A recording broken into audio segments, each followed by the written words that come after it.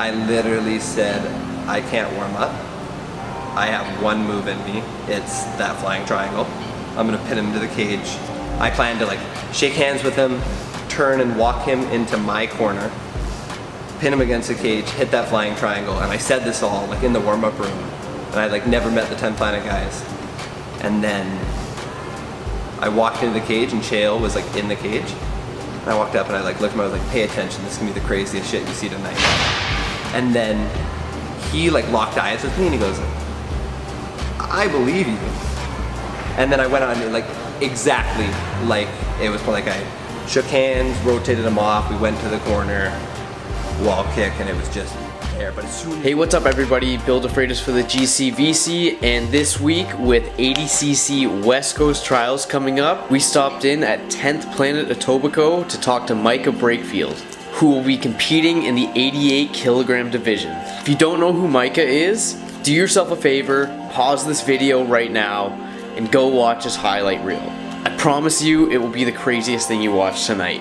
I'm gonna actually leave the link in the description so you can check it out. In the interview, we talk about his wild MMA career, his legendary fence jumping triangle at Submission Underground, and we finish things off with a little lesson in stoicism. As always, thanks for watching.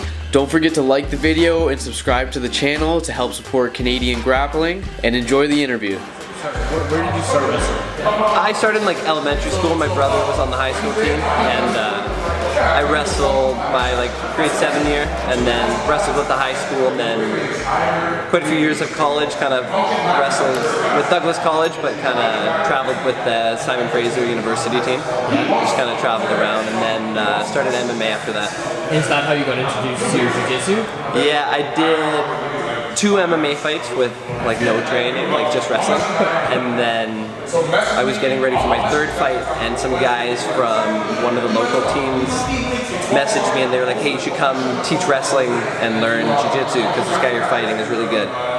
And that guy ended up beating me, but he went on to the UFC and stuff, so he was really good. And yeah, I started jits like 2011. And were you mostly a gi guy at the start? Because that's another thing. I thought you were all no gi, but someone was like, no, he's a black belt in gi as well. Yeah, I started jiu-jitsu in the gi, but from a wrestling background. So I was like a no-gi guy who went to gi, and then when I was a purple belt in the gi, I started doing 10th Planet as well. So I did both from purple belt. What was the first 10th Planet that you were at? 10th Planet Coquitlam, which is now 10th Planet Vancouver.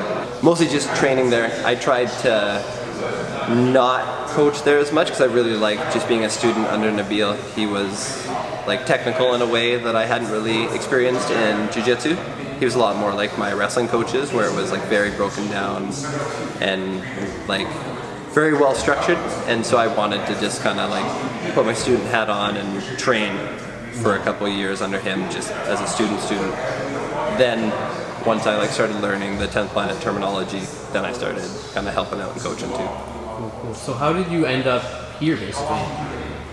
I was down at like a Submission Underground, and I was competing, and like Richie Boogeyman Martinez was at the tournament too, competing, and he was like, yo Micah, you should talk to this guy Damien, he's messaging me, wants to start a 10th Planet up in Canada, out in Toronto, and like he's pretty serious and he like really wants to do it.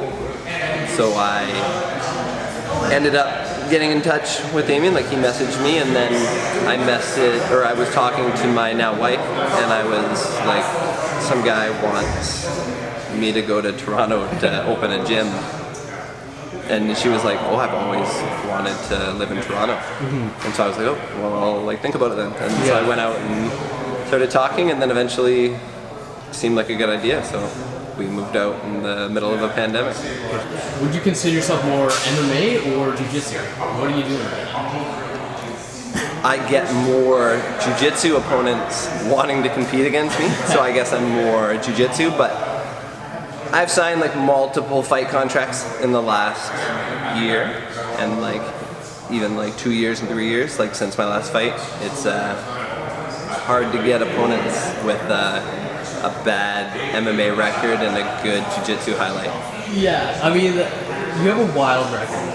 Like, I was looking at it, And it's like you've never been to a third round. Yeah, I've been to a second round a couple times, unfortunately, but no, never a third. Yeah. But all your wins are submission first round. Yeah, my first pro one that's kind of like a misnomer. I like smashed that guy with elbows, but they called it a TKO, submission due to strikes. Yeah. So, but it was a submission, I guess. But yeah, Fair. all the rest were like straight. So Yeah. So they've been wild fights. Yeah. Wild record. Something we were talking about before is like you're bouncing around before the match, smiling, waving to people, having fun. yeah. Do you get nervous, or is that just a cover, or what is it? Yeah, I would think I get more nervous than anyone I've ever met. I throw up before like fights. I like before jiu-jitsu tournaments a lot as well. I get like very nervous, but it's a process I'm super comfortable with. I've competed my whole life in a one-on-one combat sport, like with wrestling, and so I've dealt with being nervous. I understand that I'm going to be nervous, but now that I don't stress out over being nervous, it doesn't tire me out. So I kind of just like, I'm laughing a lot, but I'm laughing at myself because I am like so scared and constantly questioning why I do it. But the like moment the match is done, I want to be scared again and like questioning why I do stuff. So it's like when I'm in that nervous feeling, it's like a terrible feeling, but it's kind of like what I hunt down when I'm not doing it. Yeah. Has it changed since you started? Like, were you even more nervous at the start? Has it gotten worse? Has it gotten better? What do you? With MMA, it's kind of like gone like almost full circle. I had never been to MMA fights. The first time I fought MMA, and I happened to be the main event. But so I like, ignorance is bliss. I didn't know what was going on. I was extremely confident because I had never been punched in the face with gloves on, like in front of a crowd, and I just like wasn't worried, I guess. Mm-hmm. And then my like first fight, I almost got knocked out. I ended up winning with the submission, but the next fight I was like a little more nervous because I now realized I could get punched in the face really hard. And then I started to get comfortable, and then I don't know, the more you compete, the more things you see happen, and the harder it is to talk yourself out of being nervous, because you've seen guys break their arms, and you've seen guys get knocked out cold, and you've seen guys get hurt.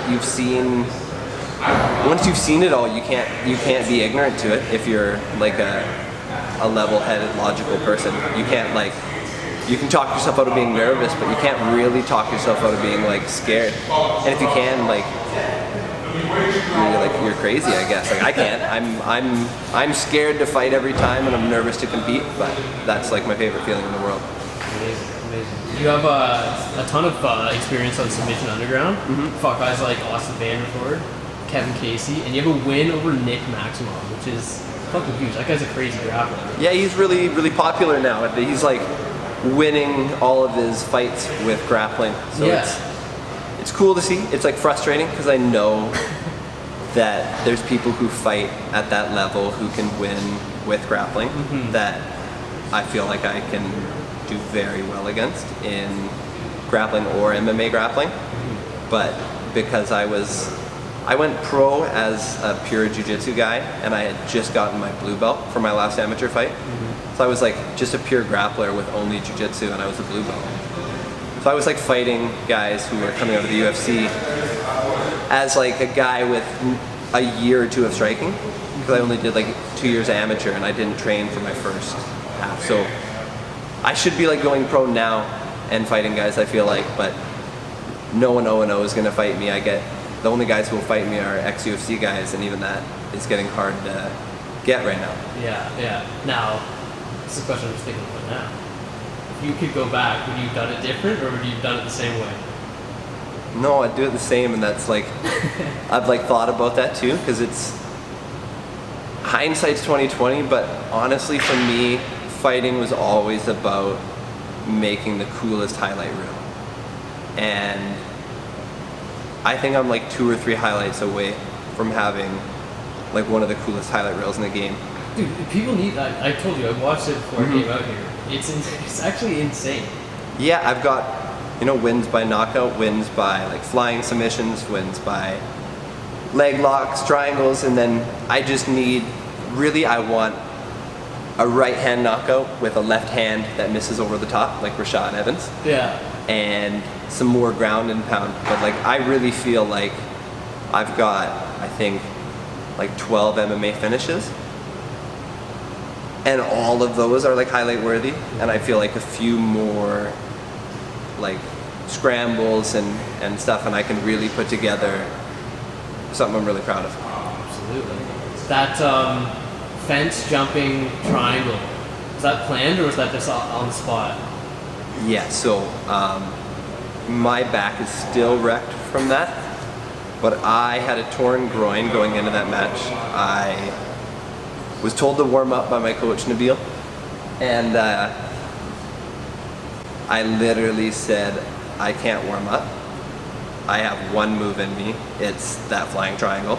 I'm gonna pin him to the cage. I plan to like shake hands with him, turn and walk him into my corner, pin him against the cage, hit that flying triangle. And I said this all like in the warm-up room, and I like never met the 10 Planet guys. And then I walked into the cage and Chael was like in the cage. And I walked up and I like looked at him, I was like, pay attention, this is gonna be the craziest shit you see tonight. And then he like locked eyes with me and he goes, I believe you. And then I went on like exactly like it was, like I shook hands, rotated him off, we went to the corner, wall kick, and it was just there. But as soon as we hit the ground, I knew I was like in big trouble. My back was like seizing up. I was getting interviewed by Chael Sonnen, like the only fighter that I'd kind of ever been like a fanboy of, and all I could think about was how bad my back hurt. And my cornrows. I had crazy cornrows, and it felt like my head was getting lifted off. Like felt like I was getting pulled by the head. So with stuff like that, like stories like that, and none of us are really gonna be millionaires, why do you grapple? I like had a lot of fun doing it when I was 12, and it was the only thing that ever like made a lot of sense. I don't know, I think like humans are meant to grapple. Like when you see kids do it for the first time, they do like most of the proper moves that like adults have to learn, where like I think it's a very natural state. I feel like very like at peace with myself when I'm grappling. My brain is, I feel like very connected when I grapple. It's like a constant meditation. But and then when you see, like we had a guy today who came, today was day number 7 for him training jiu-jitsu and day number 6 being cigarette free. The first day he came, he just got ragdolled and he was so tired. And Brendan, one of our coaches, told him, he was like, I smoked until I did jiu-jitsu and then I never had another craving again. And the guy looked at him, he goes, I'll never smoke again. And this was day 7, so a weekend. And yeah, he's 6 days out from smoking, and it's pretty cool to be able to like put people on that path. Yeah, amazing. I have one more thing, because I saw that you post stoic stuff every now and then. So I brought you a gift. I don't know if you already have it, but Marcus Aurelius. Yeah, cool, nice. And I was just wondering what if you have a stoic lesson for us that's helped you over the last little bit. Yeah, I think jiu-jitsu is like at its core like a stoic practice. Like you're put in positions where you're like in a really bad position, someone's got your back, someone's about to choke you out, but you could spaz and freak out, but that's not going to help you. In fact, that's going to make it worse. You really have to analyze the situation that you're in and only do what makes sense. Emotions aren't going to help you. You need to just, can I breathe? Yes. How can I get further out and square up? And that's like all of life. You want to, any situation you're faced with, you want to be able just to look at it for what it is, not be emotional about it, and just take the correct steps to get to a good position and then keep going on that path to get to a great position. But it all starts with being calm and just finding out that first step. Amazing. Cool, Micah. Well, I appreciate your time. Cool. Thanks for doing this. Thank and good luck with the trials, man. Yeah. Looking forward to it. Yeah, thank you. Awesome. Thanks again for watching. Don't miss Micah this weekend in the 88 kilogram division at ADCC West Coast Trials. Like, share, and subscribe to help support Canadian grappling, and we'll see you soon.